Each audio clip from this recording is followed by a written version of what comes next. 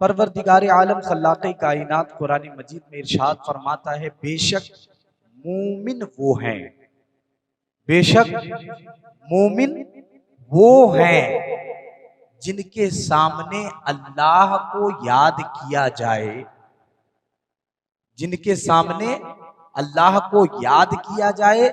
इज़ा ज़ुकिरल्लाहु वजिलत कुलूबुहुम, तो उनका दिल अल्लाह के खौफ से भर जाए।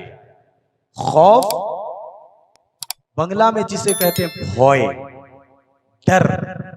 अल्लाह फरमाता है मोमिन वो है जिसके सामने अल्लाह का याद किया जाए, अल्लाह का जिक्र किया जाए, अल्लाह का तज़किरा किया जाए, अल्लाह की जात को याद किया जाए। वजिलत कुलूबुहुम, तो उनका दिल अल्लाह के खौफ से भर जाए, डर जाए, भय पैदा हो जाए। अब मैं आपसे पूछना चाहता हूं, हम लोग मोमिन है कि नहीं?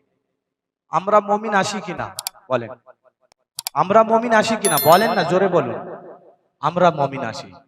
अल्लाह क्या फरमाता है, मेरे ईमान वाले बंदे वो हैं। और किस तरह फरमाता है? इन्ना के जरिए।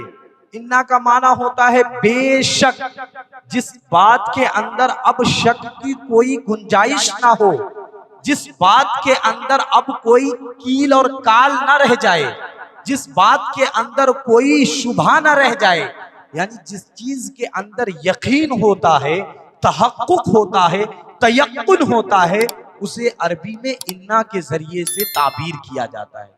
अल्लाह फरमाता है इन्नमल मुमिनून, और अल्लाह के हम बंदे हैं। अब अल्लाह किन बंदों को पसंद फरमाता है, ये परवरदिगार ही बेहतर जानता है। तो परवरदिगार अपने उन बंदों का जिक्र फरमा रहा है जिन बंदों को वो अपनी बारगाह में पसंद फरमाता है। हम तो कह रहे हैं हम अल्लाह के बंदे हैं, हम तो कह रहे हैं कि हम मोमिन हैं, हम तो कह रहे हैं हम मुसलमान हैं, लेकिन क्या सिर्फ हमारे कह देने से हो जाता है? जिसके हम बंदे हैं वो जब तक हमें अपना बंदा नहीं कहेगा, हम कभी बंदगी का हक अदा नहीं कर पाएंगे। तो परवरदिगार क्या फरमाता है, बेशक मेरे बंदे ईमान वाले वो हैं, इदा दुकिरल्लाह, जब उनके सामने अल्लाह को याद किया जाए, वजिलत कुलूबुहुम, तो उनका दिल अल्लाह के खौफ से डर जाए। व इदा तुलियत अलैहिम आयातुहु, और जब उन बंदों के सामने मेरी आयतें पढ़ी जाए, मेरी आयतें पढ़ी जाए, तिलावत की जाए, मेरा हुक्म और फरमान उनके सामने रखा जाए, ज़ादतहुम ईमाना, तो मेरे ईमान वाले बंदे वो हैं कि जिनका ईमान और मजीद ताजा हो जाए। ज्यादा यजीदु ज़ादन का माना होता है बढ़ जाना और ज्यादा होना।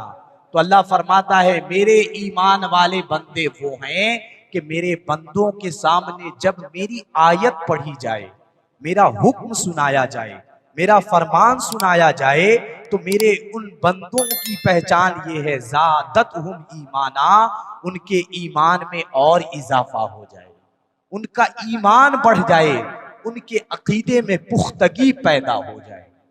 अब इसके बाद अल्लाह तबारक व तआला ने और 3 पहचान बयान फरमाई है अपने मोमिन बंदों की, कि अल्लाह तबारक व तआला का खास मोमिन बंदा कौन है, कौन अल्लाह के नेक बंदे हैं, कौन मोमिन है, कौन मुस्लिम है। अल्लाह ने अपने उन बंदों का जिक्र आगे फरमाया है और 3 सिफतें बयान फरमाई है। 2 सिफत जो हमने आपके सामने जिक्र की, पहली सिफत क्या है मोमिन की, कि अल्लाह का जब याद हो तो उसका दिल अल्लाह के खौफ से डरता हुआ नजर आए। दूसरी पहचान क्या है, कि जब अल्लाह का कुरान पढ़ा जाए तो उसके ईमान में और मजीद तरक्की हो, ज्यादती हो, ईमान और ज्यादा बढ़ जाए। तो अगर हम दावा कर रहे हैं कि हम मोमिन हैं, अगर हम दावा कर रहे हैं कि हम मुसलमान हैं, अगर हम दावा कर रहे हैं कि अल्लाह के बंदे हैं, तो हमें अपना मुहासबा करना चाहिए। मुहासबा, हिसाब लगाना चाहिए, हमें आपको हिसाब और किताब करना चाहिए, अपने आप को देखना चाहिए कि क्या अल्लाह के याद से हमारा दिल डरता है, हमारे दिल में खौफ पैदा होता है या नहीं। दूसरा ये, जब कुरान की तिलावत होती है, अल्लाह का हुक्म सुनाया जाता है, तो अल्लाह के हुक्म को सुनकर हमारे ईमान में ज्यादती होती है या नहीं। अगर होती है तब तो हम आप अपने दावे में सच्चे हैं कि हम वाकई ईमान वाले बंदे हैं। लेकिन अगर ये दोनों चीजें हम अपने अंदर नहीं पाते हैं तो क्या होता है बताइए, बोलिए तब क्या होगा। इतनी उर्दू तो आप समझ पा रहे होंगे, बहुत ही आसान करके आपके सामने पेश करने की सआदत हासिल कर रहा हूं। अगर पाते हैं तब तो ईमान वाले हैं, और अगर अल्लाह के याद से हमारा दिल डरता नहीं है, खौफ ज़दा नहीं होता, लर्ज़ापन अंदाम नहीं होता, और अल्लाह की आयतें सुनकर हमारा ईमान नहीं बढ़ता, तो अल्लाह के इस फरमान के मुताबिक हम मोमिने कामिल नहीं हो सकते। दावा तो कर रहे हैं मोमिन होने का, लेकिन जिन मोमिन बंदों के लिए अल्लाह ने जन्नत सजाई है, उस जन्नत के हम कभी मुस्तहिक नहीं हो सकते।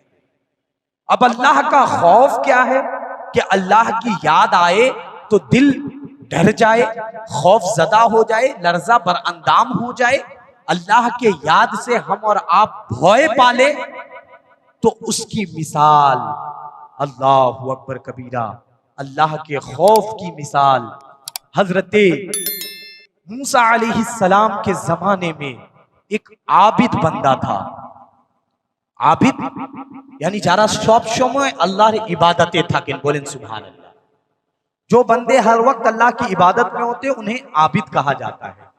बनी इसराइल में एक शख्स आबिद था, बड़ा परहेजगार था, मुत्तकी था, लेकिन कसीरुल अयाल होने की वजह से, ज्यादा बाल और बच्चे होने की वजह से, उनकी ज्यादा औलादें थी, उस औलाद की वजह से खाने पीने की तंगदस्ती हुआ करती थी। एक दिन घर में खाने का कोई सामान नहीं था, बच्चे भूख से बिलबिला उठे, रोने लगे, खाने के लिए बाप से मुतालबा करने लगे कि वालिद साहब मैं भूखा हूं, हम भूखे हैं, हमारे लिए कुछ खाने का इंतजाम किया जाए।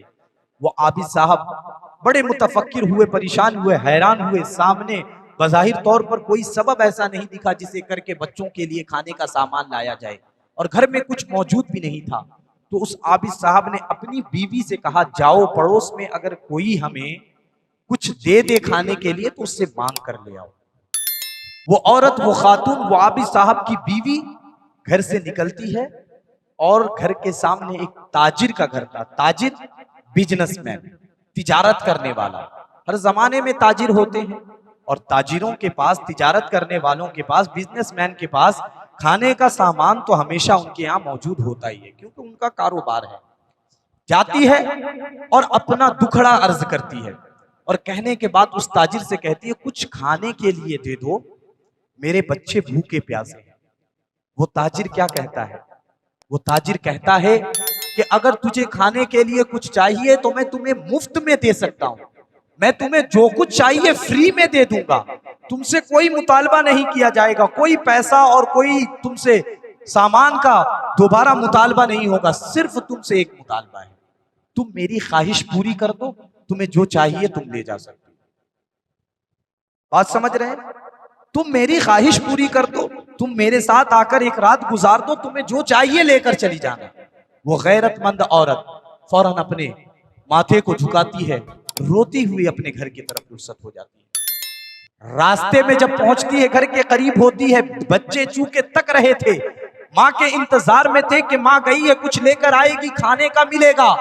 वो बच्चे जब माँ को खाली हाथ देखते हैं तो अब उनके सब्र का दामन भर जाता है। पहले जितना रो रहे थे, अब माँ के खाली हाथ को देखकर पहले से ज्यादा और रोने लगते हैं, और बच्चे रो रहे हैं, भूख की शिद्दत और बढ़ गई है, क्योंकि पहले तो सिर्फ भूखे थे, मालूम था खाने के लिए कुछ नहीं है, लेकिन अब तो थोड़ी उम्मीद बन गई थी ना कि माँ गई है, कुछ लेकर आएगी। अब जब उम्मीद बन गई, अब उम्मीद के बाद उन्हें खाने को नहीं मिल रहा है, तो जाहिर सी बात है तकलीफ तो और ज्यादा होगी। बच्चों की उस तड़प को देखकर बच्चों की उस भूख को देखकर जब उनके आबिद शौहर ने कहा कि तुम खाली हाथ कैसे आ गई, तो वो बीवी खामोश रहती है, जवाब नहीं देती है। लेकिन बच्चों की भूख को देखकर फिर उसके कदम गुनाह की तरफ उठने लगते हैं। दोबारा वो खातून पूछती है, फिर कहती है मुझे खाने के लिए थोड़ा सा कुछ दे दो, मेरे बच्चे भूखे हैं। वो ताजिर दोबारा वही कहता है, तुम मेरी ख्वाहिश पूरी कर दो, जो चाहिए वापस लेकर चली जाओ, जो चाहिए तुम अपने साथ लेकर जा सकती हो। अब वो प्यासी, वो भूखी माँ खुद के भूख को तो बर्दाश्त कर सकती है, लेकिन बच्चों की भूख को देखकर कभी बर्दाश्त नहीं कर सकती। गुनाह के लिए राजी हो जाती है। जब वो तखलिया करते हैं, जब वो अकेले में कमरे में दोनों दाखिल होते हैं, जब वो ताजिर अपनी नफसानी ख्वाहिशात को पूरी करने के लिए उस औरत को लेकर उस मकान में दाखिल होता है जहां कोई नहीं होता, अल्लाहु अकबर कबीरा, वो खातून डर जाती है। डरने के बाद कांपने लगती है, थरथरा उठती है। वो ताजिर देखकर कहता है, ऐ खातून, यहाँ तो कोई नहीं है, सिर्फ तुम हो, मैं हूं, फिर तुम्हें डरने की क्या जरूरत? न तुम्हारा यहाँ कोई शौहर मौजूद है, न तुम्हारी बस्ती का कोई आदमी तुम्हें देख रहा है, फिर तुम डर किससे रही हो? फिर तुम्हें खौफ किसका हो रहा है? तुम इस कदर लर्जा पर अंताम क्यों हो? तुम्हारा जिस्म इस कदर थरथरा क्यों रहा है? वो खातून कहती है, मेरा शौहर तो नहीं देख रहा है, बस्ती वाला तो नहीं देख रहा है, लेकिन जिस परवरदिगार ने मुझे और तुम्हें पूरी कायनात को पैदा फरमाया है, वो परवरदिगार तो देख रहा है। उस परवरदिगार के खौफ से मैं डर रही हूं, और इस काम को करने से पहले मेरा दिल अल्लाह के खौफ से लर्जा बरांदाम हो गया। अल्लाहु अकबर कबीरा। वो खातून जो ही ये कहती है, कोई तो नहीं देख रहा है, लेकिन परवरदिगार तो देख रहा है। अल्लाहु अकबर कबीरा। अल्लाह ने इस आयते करीमा में अपने उन बंदों का जिक्र फरमाया, इन्नमल मुमिनून अल्लज़ीना इज़ा ज़ुकिरल्लाहु वजिलत क़ुलूबुहुम, बेशक मेरे मोमिन बंदे वो हैं कि जिनके सामने अल्लाह का जिक्र हो या अल्लाह का याद आ जाए, अल्लाह के खौफ से उनका दिल भर जाए। ये है खौफ इलाही, ये है खशियत इलाही। अगर इस तरह से हमारे दिल में खौफ इलाही पैदा हो गया तो इंशाअल्लाह हमारी दुनिया भी कामयाब हो जाएगी, आखिरत भी कामयाब होती नजर आएगी। उस ताजिर ने कहा कि तुम भूखी हो, प्यासी हो, तुम्हें पैसे की जरूरत है, खाने की जरूरत है, फिर भी तुम्हें अपने परवरदिगार का इतना खौफ कि तुम इस काम के करने से पहले इस कदर डर रही हो, मेरे पास तो हर चीज अल्लाह ने अता फरमाई है, ना मुझे भूख की अल्लाह तबारक ताला ने, ना मुझे भूखा रखा है, ना दूसरे का मोहताज बनाया है, ना दूसरे के पास मुझे हाथ फैलाने की जरूरत है। बताओ फिर उस परवरदिगार से तुमसे ज्यादा मुझे डरने की जरूरत है या नहीं? फौरन उस ताजिर ने तौबा किया और उस गुनाह से ताइब हो गया। फिर उसके बाद जब उसका इंतकाल हुआ तो देखने वाले ने ख्वाब में उस ताजिर को देखा तो पूछा, ए ताजिर, तेरी क्या हालत है, तेरा क्या हाल है? तो उस ताजिर ने जवाब दिया कि मैंने अल्लाह के खौफ की वजह से एक गुनाह के करने से अपने आप को बचा लिया था, एक गुनाह से तौबा किया था, परवरदिगार ने मरने के बाद मेरे तमाम गुनाहों को बख्शिश का परवाना अता फरमा दिया। एक गुनाह मैंने छोड़ा तो परवरदिगार ने मेरे तमाम गुनाहों को मिटा दिया, मिटाकर अपनी जन्नत में दाखिला फरमा दिया। ए मुसलमानों, बताओ कौन सा ऐसा गुनाह नहीं है जो हम आप ये सोचकर करते हैं कि कोई नहीं देख रहा?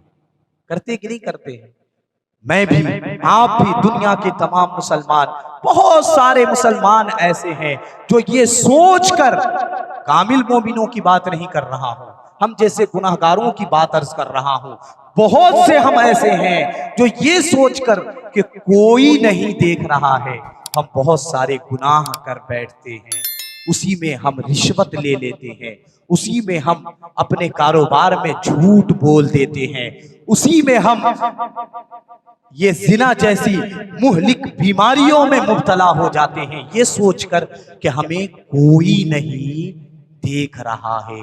जिस दिन हमारे दिल में ये बात बैठ जाए कि हमें परवरदिगार देख रहा है, हम झूठ से भी परहेज करने लगेंगे, हम दूसरे गुनाहों से भी बचने लगेंगे, हमें अल्लाह तबारक व तआला अपने नेक बंदों में भी कबूल फरमा लेगा।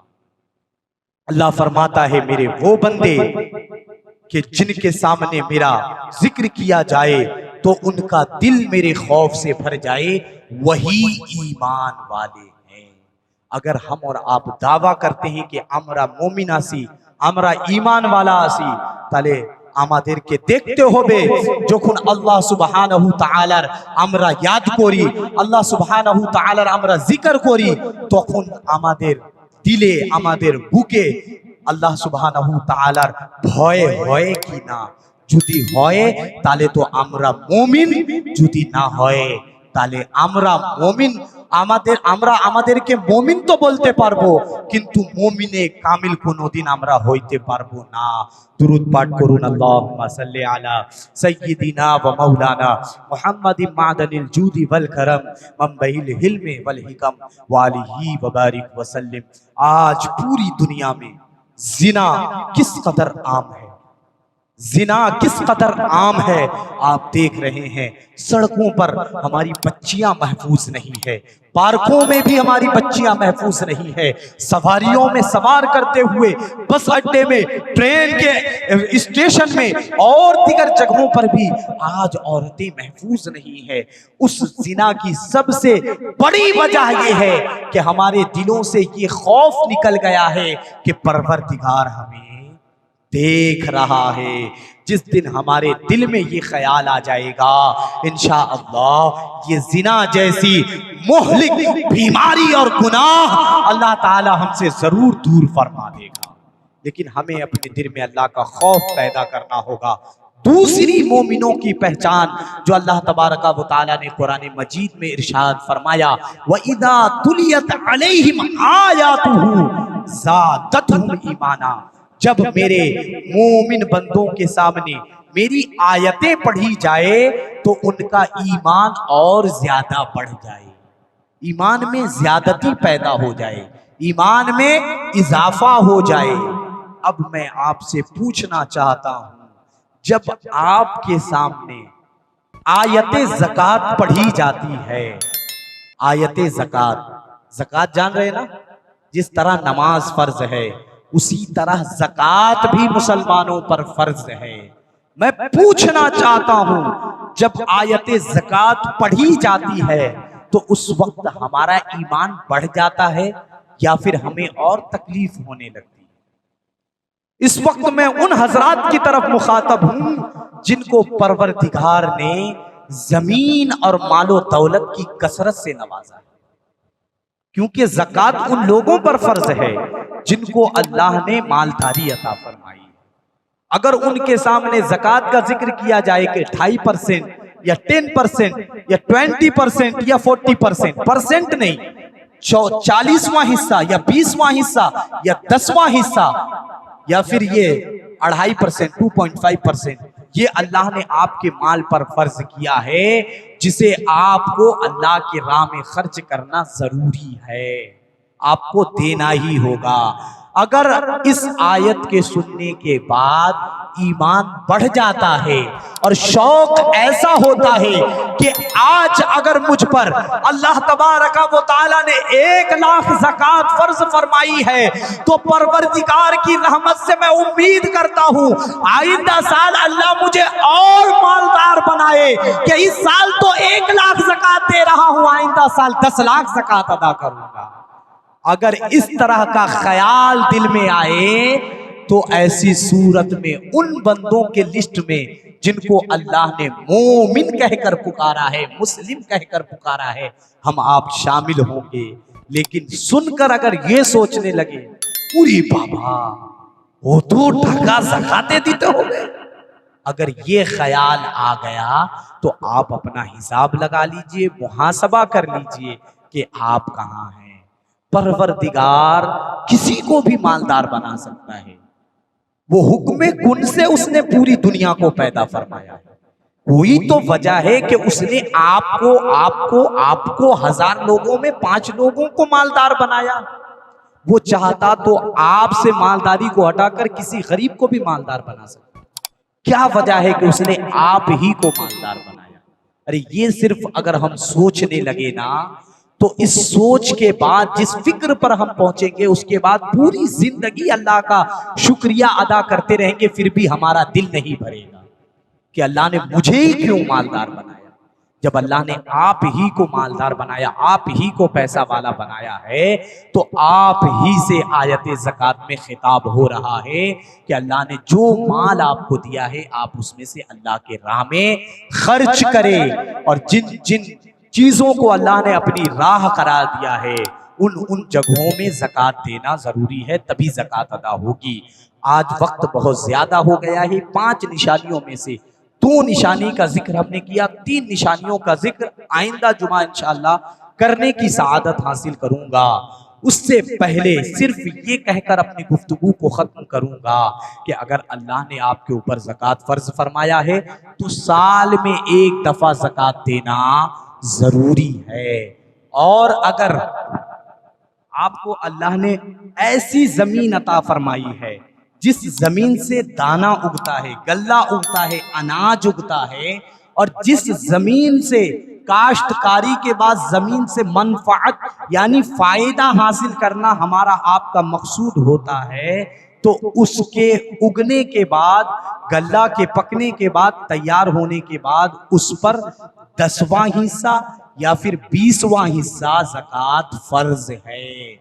चाहे वो धान हो, गेहूं हो, जौ हो, चाय की पत्ती हो, या कोई भी फल हो, अगर जमीन से काश्तकार करने के बाद जमीन से फायदा मकसद हासिल हो करना, तो उस पर 10वां हिस्सा या 20वां हिस्सा।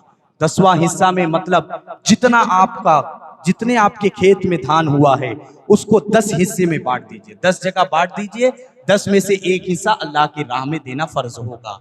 अगर आपने आसमान के पानी से उसे सैराब किया है खेत को, और अगर उस खेत के सैराब करने में आपने अपना पानी इस्तेमाल किया है, अपना खर्च भी किया है, तो ऐसी सूरत में 20वां हिस्सा, अब और कम हो गया, अब जितनी खेती हुई है उसे 20 हिस्से में तकसीम कर दीजिए, और 20 हिस्से में तकसीम करने के बाद सिर्फ 1 हिस्सा अल्लाह की राह में दे दीजिए। 19 हिस्सा आपका अपना है, आपका माल पाक हो गया, आप उसे इस्तेमाल कर सकते हैं। अब कुछ लोग सोचते हैं मेहनत हमने की, जमीन हमारी, काश्तकारी हमने की, फिर हम क्यों दें? तो एक मर्तबा सोच कर देखिए, पैसा आपका था, खाना आपको था, बाजार आप गए, लेकिन जब आपने तरबूज वाले को कहा, खरबूज वाले से कहा कि 1 किलो तरबूज दे दो, तो आपने पैसा किस चीज का दिया? उस तरबूज का दिया जिस तरबूज को आप खाएंगे, उसी तरबूज का पैसा देते हैं ना। कोई सामान खरीदते हैं इसलिए ताकि आप उसे खा सके। आप मुझे बताइए, तरबूज आपने 1 किलो खरीदा, तरबूज के ऊपर जो 300 ग्राम का तरबूज का छिलका है, उस छिलके को तराजू पर नापा गया या नहीं? उसकी कीमत ली गई या नहीं? आपने पैसा देकर खरीदा है, लेकिन मैं आपसे कहूं कि उस छिलके को भी खा लीजिए, तो आप खाएंगे? खाएंगे? नहीं खाएंगे। आप कहेंगे कि ये खाने का नहीं है मौलाना, आप पागल हो गए हो, तरबूज का छिलका हम खाएंगे? ये छिलका तो जानवरों का हक है, ये हम जानवरों को दे देते हैं। काट कर देते कि नहीं देते? जिस तरह वहां आप खरीद कर सामान लाकर तरबूज के छिलके को खुद नहीं खाते, जानवर का हक है कहकर जानवर को दे देते हैं, उसी तरह वो माल जो आपको अल्लाह ने अता फरमाया है, उस पर जो ज़कात है, वो आपके खाने का नहीं, वो आपका हक नहीं है, बल्कि वो गरीबों का हक है। जिस तरह आपने तरबूज के छिलके को जानवर का हक कहकर जानवर को दे दिया, ज़कात के माल को गरीबों का हक कहकर गरीबों को दे दो, परवरदिगार राजी हो जाएगा, तुम्हें और मालदार बना देगा, तुम्हें और मालदार बना देगा। वइज़ा ज़ादतहुम ईमाना, और तुम्हारे ईमान को और ज्यादा इजाफा फरमा देगा।